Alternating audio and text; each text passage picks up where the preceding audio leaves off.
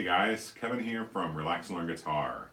I put Relax and Learn Guitar together for second halfers who are looking to learn how to play the guitar, or maybe they used to play, life got in the way, and they want to pick it back up.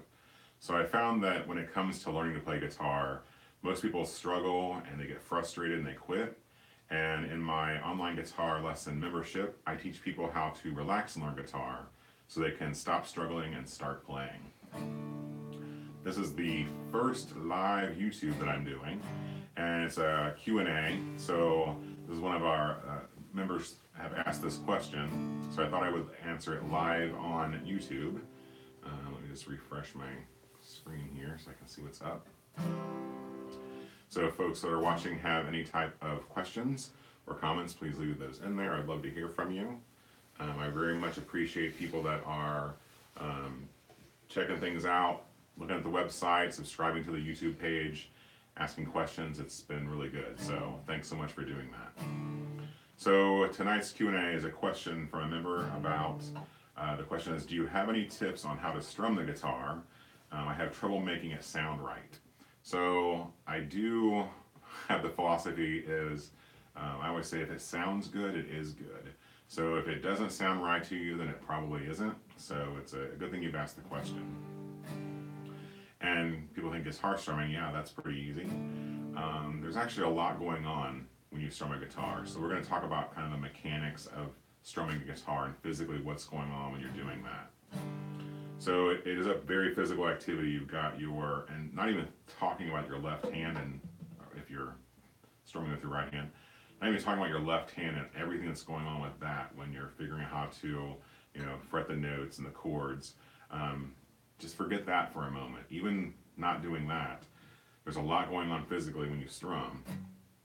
You've got, how to hold a guitar pick. You've got the motion. So if you kind of just mute your strings over here, you've kind of motion of your wrist that's moving, your forearm is moving. If you're not tapping your toe, you should be. So you're hopefully tapping your toe to stay in time with the music. And all that before you even ever start, kind of remembering what a strum pattern is and how to, fret a chord. So there's a lot of stuff happening. So I'm going to start with the pick and some tips on strumming. I'm going to start with how to hold your guitar pick. So I recommend folks just starting out use a guitar pick in this size, kind of the medium size. There's also like much smaller picks, kind of like a teardrop or a jazz pick. I recommend using this type of pick, maybe the medium. There's like a thin, medium, and thick grades of the thickness of your picks.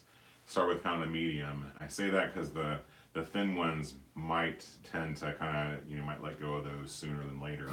And just with those heavy picks, I personally don't like the kind of heavy sound, harsh sound that you get with a heavy pick. I like the kind of more mellow sound with a medium-sized pick.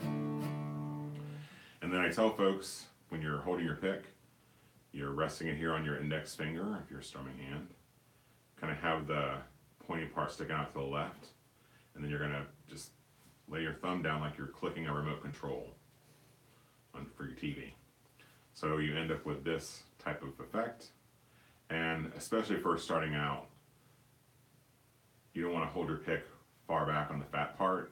You're not gonna get out of control. And it's gonna leave your fingers quickly. So you want to move up a little bit, gives you more control when you're strumming or picking individual strings. The other thing I tell folks is it needs to be kind of a relaxed and fluid, steady motion when you're strumming. So let's just mute our strings again and just strumming easy downstrokes.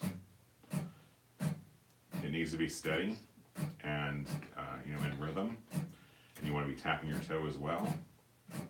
And if you're strumming up and down, another thing I tell folks is you're not kind of digging in kind of at a horizontal angle with your pick.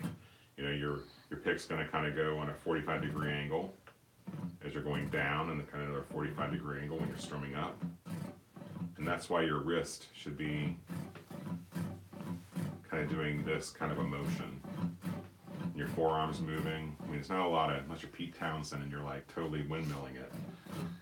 You want to have this type of a motion with your pick going 45 degrees down, 45 degrees when you're coming back up, and a nice fluid, steady motion when you're strumming like that. Okay?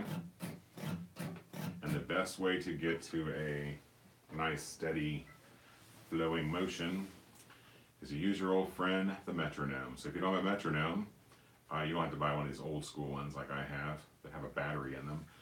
You can get any kind of metronome on your app on your phone. But you want to use this, especially first starting out. It's going to help you stay kind of in a rhythm and in time. Let's see, that's good. It just kind of, you'll burn that beeping noise into your brain. But when you're strumming and having trouble staying right, it's probably because you're going either too fast, probably too fast. I hardly ever see people doing strumming too slow.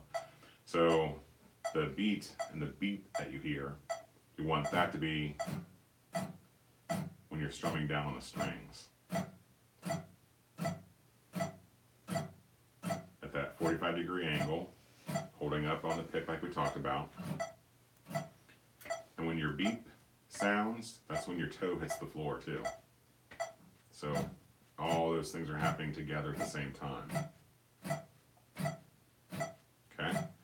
You can add in some up strums if you want, so it's going to go twice as fast.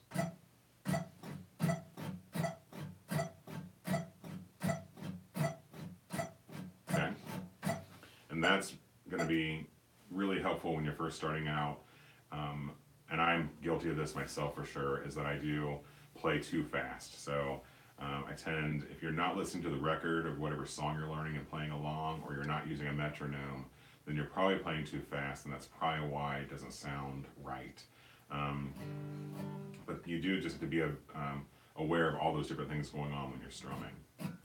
The other thing, and kind of the last tip for this Q&A, I tell folks to do is to not worry about the chords in what you're fingering on the fretboard over here, and just mute those strings. Put on any song that you like, doesn't matter what it is, a song you like, or you know how to play, or you want to learn how to play better, and just turn on the song and find the beat of the song.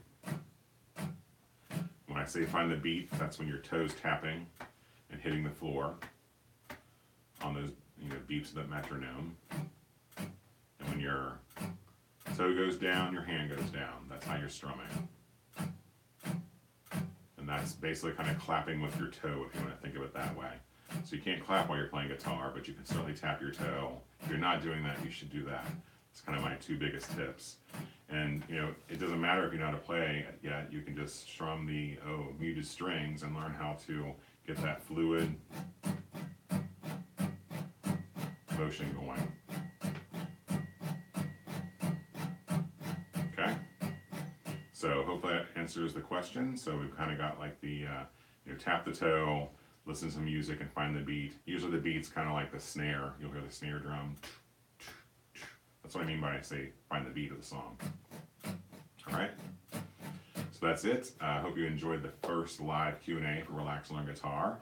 If you'd like to get your questions answered and to check out the over 100 lessons in the online guitar membership right now, head over to relaxlearnguitar.com. You can actually put relaxlearnguitar/RLG membership, and you can learn about all the things in the membership that you can take advantage of, and I hope you do that soon. So thanks for subscribing. If you haven't subscribed yet, do that too. So I'll see you guys later.